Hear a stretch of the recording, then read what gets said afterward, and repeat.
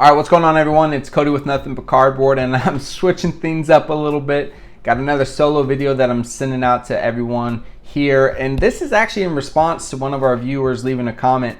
Patrick, thank you for this recommendation because I think this video is going to be extremely beneficial for a lot of viewers. So what we're going to be viewing today or reviewing is my approach when purchasing cards off of eBay with the intentions of sending them to a grading company such as PSA, SGC, so on and so forth.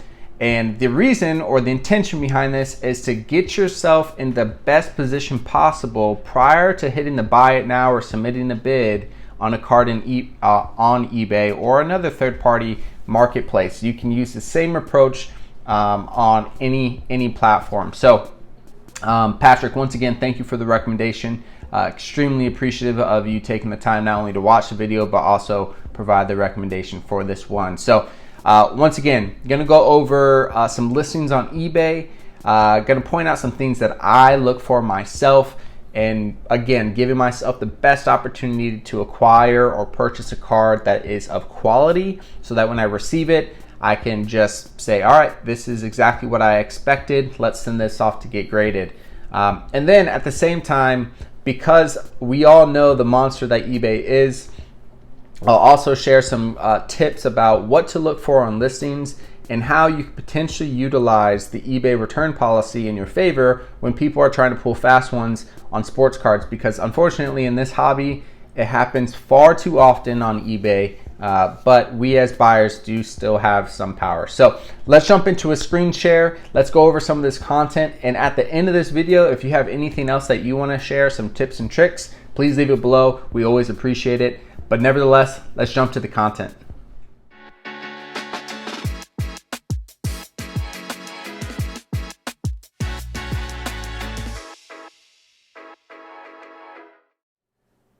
All right, so let's just dive into it. And I'm going to try to keep this as short and sweet as possible because I've tried this 3 times now and it's always been around 12-minute videos. So I'm going to try to streamline this as much as possible.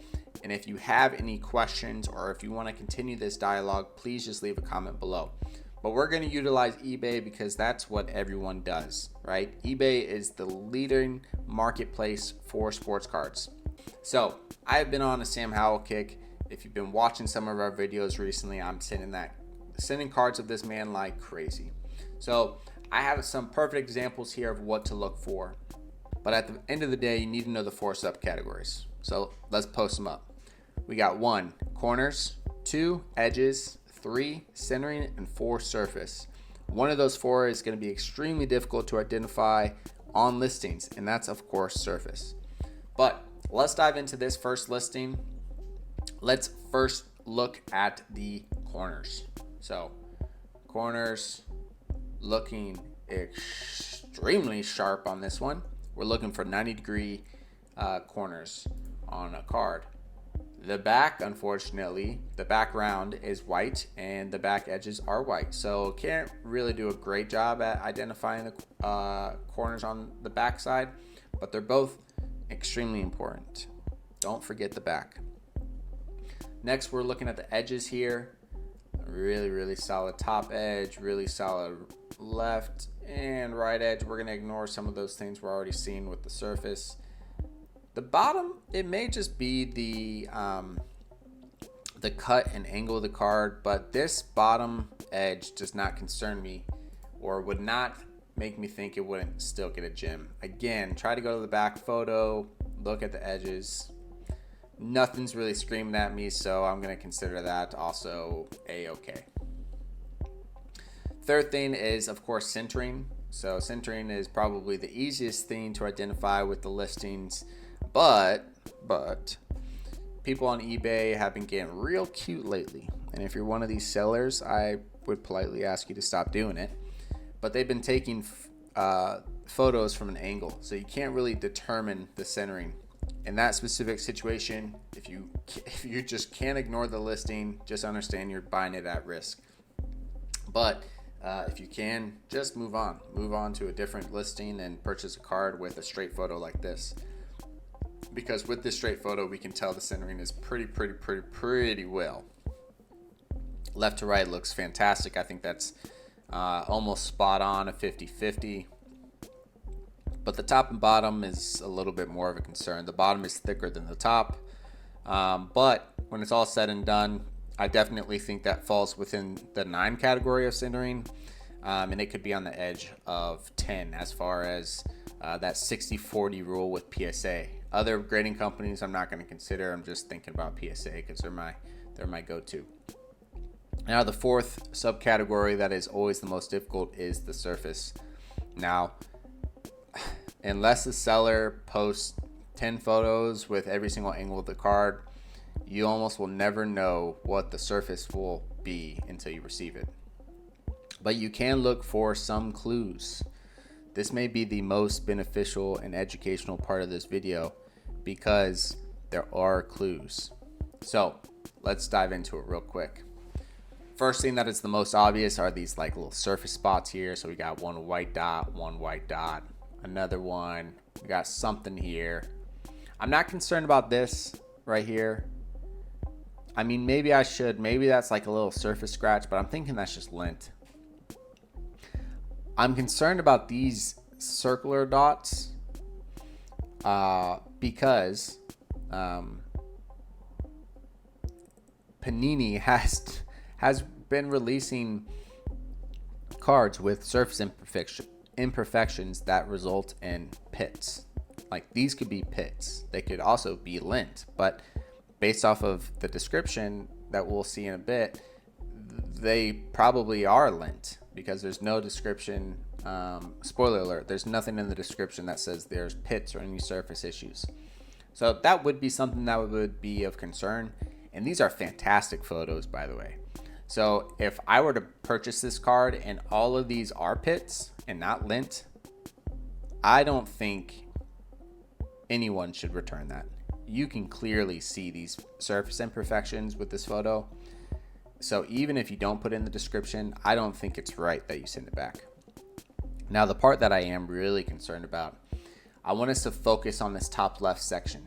Okay, I'm going to go back to the zoomed view and I'll show you why. All right, so if we look to the left of Sam Howell's face mask in the maroon section, you can almost see a very, very faint white horizontal line. Like if you're looking, let me zoom it back in. So right here, there's a horizontal line here that isn't consistent with the other maroon border. So that's a concern. That could very, very well be a horizontal print line or scratch.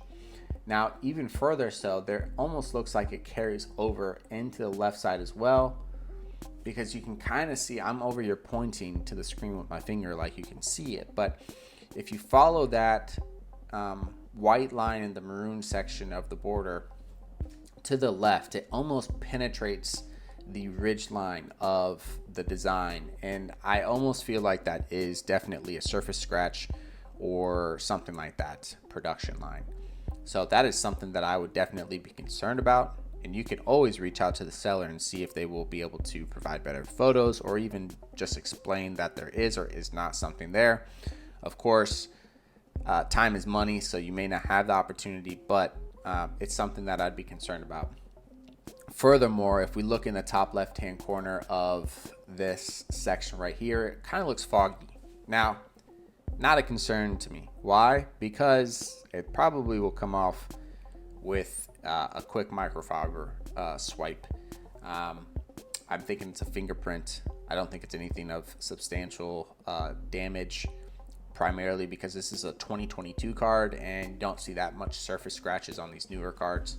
Now, if this card was back in 2000 or something, maybe that's just a cluster of surface scratches, but I don't think that's the case. So with this video already being 8 minutes and 30 seconds, I'm gonna just quickly recap. We're gonna look at these photos front and back for the 4 subcategories: corners, edges, surface, and centering. Now the front looks great, looks okay based off of this analysis.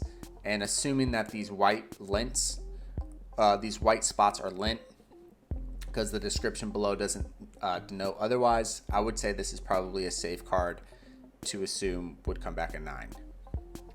Now you should still do your same analysis on the back. Corners, edges, centering on the back looks a little bit worse, but we know that we have more tolerance on the back centering with PSA than we do with other companies. So although this right side is extremely heavy in comparison to the left, I still think this is a 9 worthy card.